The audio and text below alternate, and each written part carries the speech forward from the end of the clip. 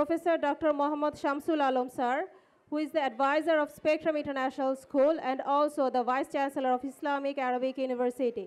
Sir, please welcome on the stage and say a few words about our school and our 5th anniversary. Spectrum international স্কুলের পঞ্চম প্রতিষ্ঠা বার্ষিকীর আজকের এই অনুষ্ঠান আন্তর্জাতিক মাতৃভাষা ইনস্টিটিউটের এই মিলনায়তনে অনুষ্ঠিত হচ্ছে। আপনাদের সন্তানদেরকে স্পেকট্রামে দিয়েছেন, আপনারা সঠিক সিদ্ধান্ত নিয়েছেন। আর এরা যদি সত্যিকারের মানুষ হয় তাহলে আমাদের এই উম্মাকে বাঁচানো যাবে, বাংলাদেশকে বাঁচানো যাবে।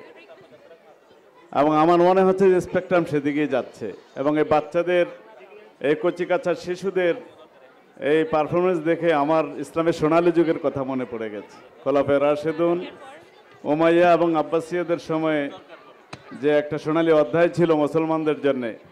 মুসলমানরা বিজ্ঞানে যে বিস্ময়কর উদ্ভাবন করেছে, আবিষ্কার করেছে, সমগ্র দুনিয়ায় মুসলমানরা নেতৃত্ব দিয়েছে, রাজনৈতিক ক্ষেত্রে, বিজ্ঞানের ক্ষেত্রে, প্রযুক্তির ক্ষেত্রে, আরও অন্যান্য ক্ষেত্রে।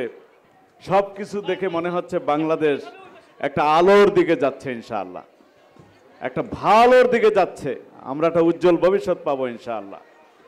তো বাবা মাদেরকে আমি বলবো যে ওদেরকে পৃষ্ঠপোষকতা করেন, ওদেরকে সময় দেন, ওদেরকে আদর দেন, সময় সময় শাসন করেন। এই বাচ্চারা ইনশাআল্লাহ বাংলাদেশকে আন্তর্জাতিক পর্যায়ে নিয়ে যাবে ইনশাআল্লাহ।